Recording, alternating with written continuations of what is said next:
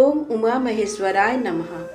आप सभी का हमारे YouTube चैनल पर हार्दिक स्वागत है। आज सुने शिव महापुराण में आगे की कथा। आज की कथा है पार्वती की तपस्या, देवताओं का शिव जी के पास जाना और विवाह के लिए अनुरोध करना। पिछले वीडियो में आपने जाना जब भगवान शिव कामदेव को भस्म कर देते हैं और वहां से चले जाते हैं, तब पार्वती जी घर को वापस लौट आती हैं और बहुत दुखी होती हैं।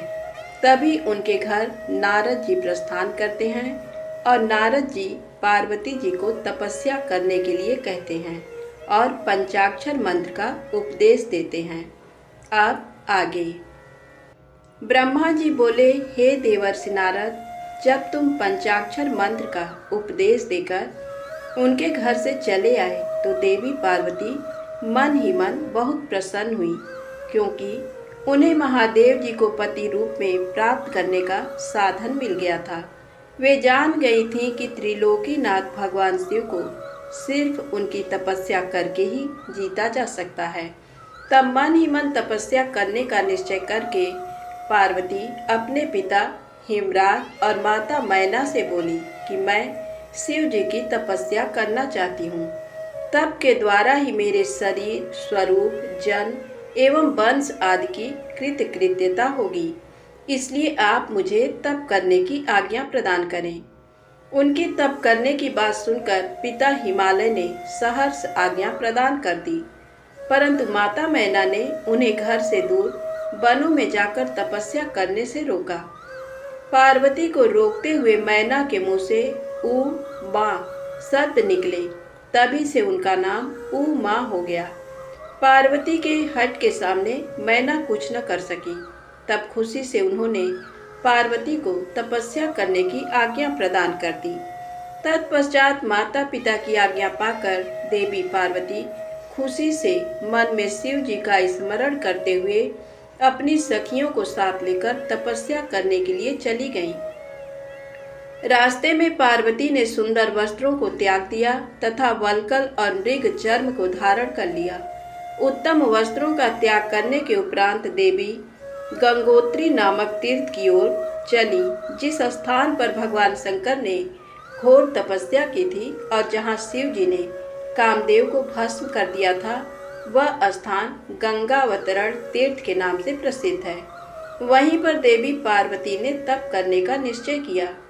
गौरी के यहाँ तपस्या करने से ही ये पर्वत गौरी शंकर के नाम से प्रसिद्ध हुआ है। उस स्थान पर पार्वती ने अनेक फलों के वृक्ष लगाए। तत्पश्चात पृथ्वी को शुद्ध करके वेदी बनाकर अपनी इंद्रियों को वश में करके मन को एकाग्र कर कठिन तपस्या करनी आरंभ कर दी। ऐसी तपस्या ऋषि मुनियों के लिए भी दुष्कर थी। भयंकर गर्मी के दिनों में पार्वती अपने चारों ओर अग्नि जलाकर बीच में बैठकर ओम नमः शिवाय का जाप करती थी। वर्षा ऋतु में वे किसी चट्टान पर अथवा बेदी पर बैठकर निरंतर जलधारा से भीगती हुई शांत भाव से मंत्र जपती रहती थी। सर्दियों में बिना कुछ खाए ठंडे जल में बैठकर पंचाक्षर मंत्र का जाप करती थी। कभी कभी तो वे पूरी रात बर्फ की चट्टान पर बैठकर ध्यान करती थी। सब कुछ भूलकर वे भगवान शिव के ध्यान में मग्न होकर उनका ध्यान करती रहती थी। समय मिलने पर अपने द्वारा लगाए गए वृक्षों को पानी देती थी। शुद्ध हृदय वाली पार्वती आंधी, तूफान, कड़ाके की सर्दी, मूसलाधार वर्षा तथा तेज धूप की परवाह किए बगैर निरंतर मनोवांछित फलों के दाता भगवान शिव का ध्यान करती रहती थी। उन पर अनेक प्रकार के कष्ट आए, परंतु उनका मन शिव जी के चरणों में ही लगा रहा। तपस्या के पहले वर्ष में उन्होंने केवल फलाहार किया, दूसरे वर्ष में वे केवल पेड़ के पत्तों को ही खाती थीं। इस प्रकार तपस्या करते करते अनेकानेक वर्ष बीतते गए। देवी पार्वती ने सब कुछ खाना पीना छोड़ दिया। अब वे केवल निराहार रहकर ही शिव जी की आराधना करती थी।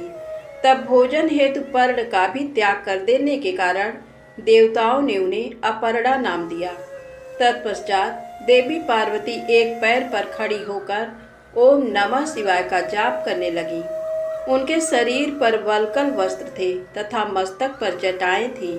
इस प्रकार उस तपोवन में भगवान शिव की तपस्या करते करते 3000 वर्ष बीत गए। 3000 वर्ष बीत जाने पर देवी पार्वती को चिंता सताने लगी।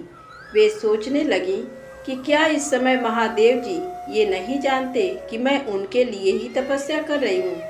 फिर क्या कारण है कि वे मेरे पास अभी तक नहीं आए?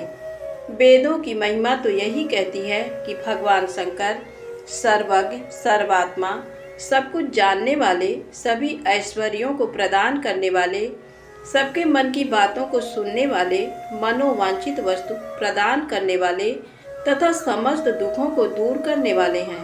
तब क्यों वे अपनी कृपा दृष्टि से मुझ दीन को कृतार्थ नहीं करते? मैंने अपनी सभी इच्छाओं और कामनाओं को त्याग कर अपना ध्यान भगवान शिव में लगाया है। भगवान, यदि मैंने पंचाक्षर मंत्र का भक्ति पूर्वक जप किया हो तो महादेव जी आप मुझ पर प्रसन्न हो। इस प्रकार हर समय पार्वती शिव जी के चरणों में ध्यान में ही मग्न रहती थी। जगदम्बा माँ का साक्षात अवतार देवी पार्वती की वह तपस्या परम आश्चर्यजनक थी। उनकी तपस्या सभी को मुग्ध कर देने वाली थी। उनके तप की महिमा के फलस्वरूप प्राणी और जानवर उनके ध्यान में बाधा नहीं बनते थे। उनकी तपस्या के परिणाम स्वरूप वहाँ का वातावरण बड़ा मनोरम हो गया था। वृक्ष सदा फलों से लदे रहते थे। विभिन्न प्रकार के सुंदर सुगंधित फूल हर समय वहाँ खिले रहते थे। वह स्थान कैलाश पर्वत की सी शोभा पा रहा था तथा पार्वती की तपस्या की सिद्धि का साकार रूप बन गया था। ब्रह्मा जी कहते हैं, मुनीश्वर, भगवान शिव को पति रूप में प्राप्त करने के लिए पार्वती को तपस्या करते करते अनेक वर्ष बीत गए, परंतु भगवान शिव ने उन्हें वरदान तो दूर अपने दर्शन तक न दिए। तब पार्वती के पिता हिमाचल, उनकी माता मैना और मेरु एवं मंदराचल ने आकर पार्वती को बहुत समझाया तथा उनसे वापस घर लौट चलने का अनुरोध किया। तब उन सबकी बात सुनकर देवी पार्वती ने विनम्रता पूर्वक कहा, हे पिताजी और माताजी, क्या आप लोगों ने मेरे द्वारा की गई प्रतिज्ञा को भुला दिया है? मैं भगवान शिव को अवश्य ही अपनी तपस्या द्वारा प्राप्त करूंगी। आप निश्चिंत होकर अपने घर लौट जाएं। इसी स्थान पर महादेव जी ने क्रोधित होकर कामदेव को भस्म कर दिया था और वनों को अपनी क्रोधाग्नि से भस्म कर दिया था। उन त्रिलोकीनाथ भगवान शंकर को मैं अपनी तपस्या द्वारा यहाँ बुलाऊंगी। आप सभी ये जानते हैं कि भक्त वत्सल भगवान शिव को केवल भक्ति से ही बस में किया जा सकता है। अपने पिता, माता और भाइयों से ये वचन कहकर देवी पार्वती चुप हो गई। उन्हें समझाने आए उनके सभी परिजन उनकी प्रशंसा करते हुए वापस अपने घर लौट गए। अपने माता पिता के लौटने के पश्चात देवी पार्वती दुगने उत्साह के साथ पुनः तपस्या करने में लीन हो गई। उनकी तपस्या को देखकर सभी देवता, ऋषि, मुनि, सभी चराचर प्राणियों सहित पूरा त्रिलोक संतृप्त हो उठा। देवता समझ नहीं पा रहे थे कि पूरी प्रकृति क्यों उद्विग्न और अशांत है। ये जानने के लिए इंद्र व सब देवता गुरु बृहस्पति के पास गए। तत्पश्चात वे सभी मुझ विधाता की शरण में सुमेरु पर्वत पर पहुँचे। वहाँ पहुंचकर उन्होंने मुझे हाथ जोड़कर प्रणाम किया तथा मेरी स्तुति की। तब वे मुझसे पूछने लगे कि प्रभु, इस जगत के संतृप्त होने का क्या कारण है? उनका ये प्रश्न सुनकर मैंने त्रिलोकीनाथ भगवान शिव के चरणों का ध्यान करते हुए ये जान लिया कि जगत में उत्पन्न हुआ दाह देवी पार्वती द्वारा की गई तपस्या का ही परिणाम है। अतः सब कुछ जान लेने के उपरांत मैं इस बात को श्री हरि विष्णु को बताने के लिए देवताओं के साथ क्षीर सागर को गया। वहाँ श्री हरि सुखद आसन पर विराजमान थे। मुझ सहित सभी देवताओं ने विष्णु जी को प्रणाम कर उनकी स्तुति करना आरंभ कर दिया। तत्पश्चात मैंने श्री हरि से कहा, हे हरि, देवी पार्वती के उग्र तप से संतृप्त होकर हम सभी आपकी शरण में आए हैं। हम सबकी रक्षा कीजिए। भगवान, हमें बचाइए। हमारी करुण पुकार सुनकर शेष सैया पर बैठे श्री हरि बोले, आज मैंने देवी पार्वती की इस घोर तपस्या का रहस्य जान लिया है, परंतु उनकी इच्छा को पूरा करना हमारे बस की बात नहीं है। अतः हम सब मिलकर त्रिलोकीनाथ भगवान शिव के पास चलते हैं। केवल वे ही हैं जो हमें इस विकट स्थिति से उबार सकते हैं। देवी पार्वती तपस्या के माध्यम से भगवान शिव को पति रूप में प्राप्त करना चाहती हैं। इसलिए भगवान शिव से ये प्रार्थना करनी चाहिए कि वे देवी पार्वती से विधिवत विवाह कर लें। हम सभी को इस विश्व का कल्याण करने के लिए भगवान शिव से पार्वती का पाणिग्रहण करने का अनुरोध करना चाहिए। भगवान विष्णु की बात सुनकर सभी देवता भयभीत होते हुए बोले, भगवान शिव बहुत क्रोधी और हठी हैं। उनके नेत्र काल की अग्नि के समान उद्दीप्त हैं। हम भूल कर भी भगवान शंकर के पास नहीं जाएंगे। उनका क्रोध सहा नहीं जाएगा। उन्होंने कामदेव को भस्म कर दिया था। हमें डर है कि कहीं क्रोध में वे हमें भी भस्म न कर दें। हे नारद, इंद्र आदि देवताओं की बात सुनकर लक्ष्मीपति श्री हरि बोले, तुम सब मेरी बातों को ध्यान पूर्वक सुनो। भगवान शिव समस्त देवताओं के स्वामी और भयों का नाश करने वाले हैं। तुम सबको मिलकर कल्याणकारी भगवान शिव की शरण में जाना चाहिए। भगवान शंकर पुराण पुरुष, सर्वेश्वर और परम तपस्वी हैं। हमें उनकी शरण में जाना ही चाहिए। भगवान विष्णु के इन वचनों को सुनकर सब देवता त्रिलोकीनाथ भगवान शिव का दर्शन करने के लिए उस स्थान की ओर चल पड़े जहां महादेव जी तपस्या कर रहे थे। उस मार्ग में ही देवी पार्वती उत्तम तपस्या में लीन थी। उनके तप को देखकर सभी देवताओं ने प्रसन्नता पूर्वक उन्हें दोनों हाथ जोड़कर नमस्कार किया। तत्पश्चात उनके तप की प्रशंसा करते हुए मैं, श्री हरि विष्णु और अन्य देवता भगवान शिव के दर्शनार्थ चल दिए। वहां पहुंचकर हम सभी देवता कुछ दूरी पर खड़े हो गए और हमने तुम्हें भगवान शिव के करीब ये देखने के लिए भेजा कि वे कोपित हैं या प्रसन्न। नारद, तुम भगवान शिव के परम भक्त हो तथा उनकी कृपा से सदा निर्भय रहते हो। इसलिए तुम भगवान शिव के निकट गए तथा तुमने उन्हें प्रसन्न देखा। फिर तुम वापस लौटकर हम सभी के पास आए तथा उनकी प्रसन्नता के बारे में हमें बताया। तब हम सब भगवान शिव के करीब गए। भगवान शिव सुखपूर्वक प्रसन्न मुद्रा में बैठे हुए थे। भक्त वत्सल भगवान शिव चारों ओर से अपने गणों से घिरे हुए थे और तपस्वी का रूप धारण करके योग पट्ट पर आसीन थे।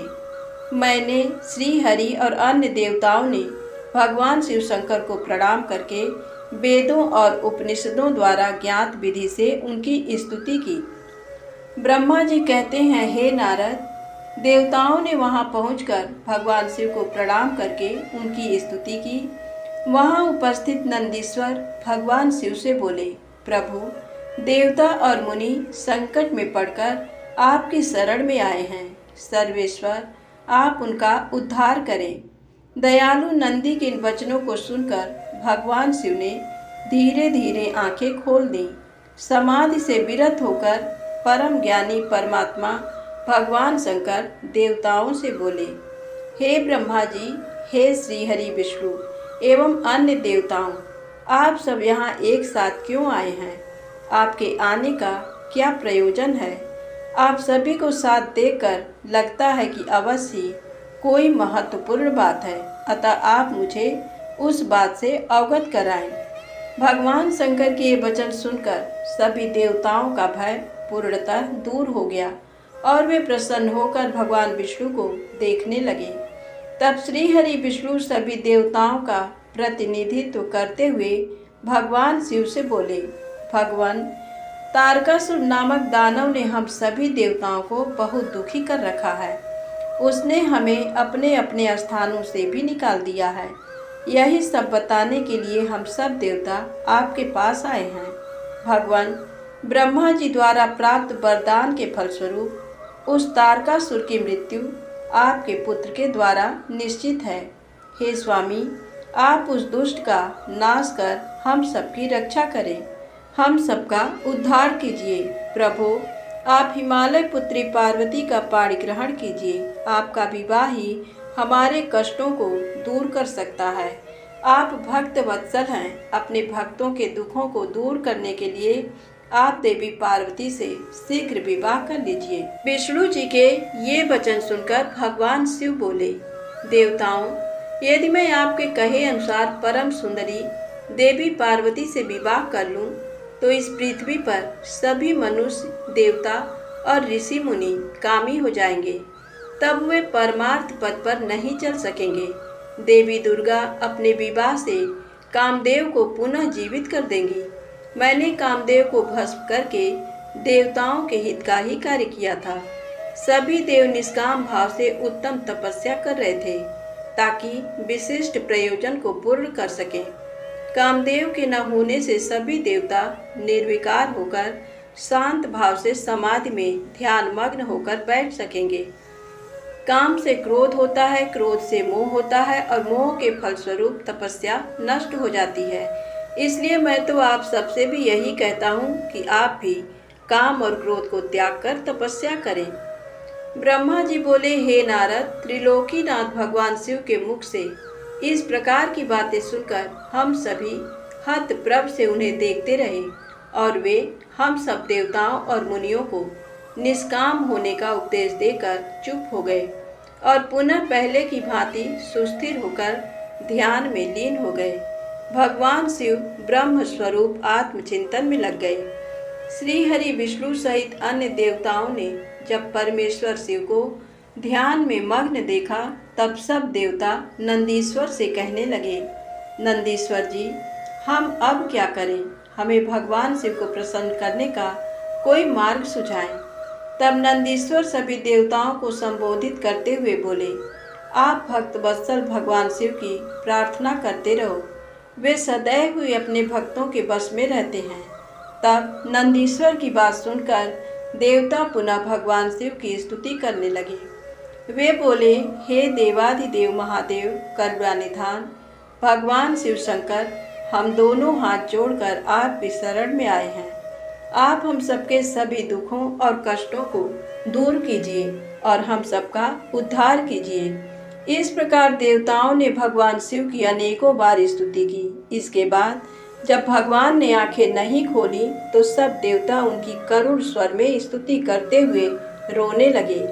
तब श्रीहरि विष्णु मन ही मन भगवान शिव का स्मरण करने लगे और करुण स्वर में अपना निवेदन करने लगे, देवताओं, मेरे और श्रीहरि विष्णु के बार बार निवेदन करने पर भगवान शिव की तंद्रा टूटी और उन्होंने प्रसन्नता पूर्वक अपनी आंखें खोल दी। तब भगवान शिव बोले, तुम सब एक साथ यहाँ किस लिए आए हो? मुझे इससे अवगत कराओ। श्रीहरि विष्णु बोले, हे देवेश्वर, हे शिव शंकर, आप सर्वज्ञ हैं, सबके अंतर्यामी ईश्वर हैं, आप तो सब कुछ जानते हैं। भगवान, आप हमारे मन की बात भी अवश्य ही जानते होंगे, फिर भी यदि आप हमारे मुख से सुनना चाहते हैं तो सुने। तारक नामक असुर आजकल बड़ा बलशाली हो गया है। वह देवताओं को अनेकों प्रकार के कष्ट देता है। इसलिए हम सभी देवताओं ने देवी जगदम्बा से प्रार्थना कर उन्हें गिरिराज हिमालय की पुत्री पार्वती के रूप में अवतार ग्रहण कराया है। इसलिए ही हम बार बार आपकी प्रार्थना कर रहे हैं कि आप देवी पार्वती को पत्नी रूप में प्राप्त करें। ब्रह्मा जी के वरदान के अनुसार भगवान शिव और देवी पार्वती का पुत्र ही तारकासुर का वध कर हमें उसके आतंक से मुक्त करा सकता है। मुनिश्रेष्ठ नारद के उपदेश के अनुसार देवी पार्वती कठोर तपस्या कर रही हैं। उनकी तपस्या के तेज के प्रभाव से समस्त चराचर जगत संतप्त हो गया है। इसलिए हे भगवान, आप पार्वती को वरदान देने के लिए जाइए। हे प्रभु, देवताओं पर आए संकट और उनके दुखों को मिटाने के लिए आप देवी पार्वती पर अपनी कृपा दृष्टि कीजिए। आपका विवाह उत्सव देखने के लिए हम सभी बहुत उत्साहित हैं। अतः प्रभु, आप शीघ्र ही विवाह बंधन में बंधकर हमारी इस इच्छा को भी पूरा करें। भगवान, आपने रति को जो वरदान प्रदान किया था उसके पूरा होने का भी अवसर आ गया है। अतः महेश्वर, आप अपनी प्रतिज्ञा को शीघ्र ही पूरा करें। ब्रह्मा जी बोले, हे नारद, ऐसा कहकर और प्रणाम करके विष्णु जी और अन्य देवताओं ने पुनः शिव जी की स्तुति की।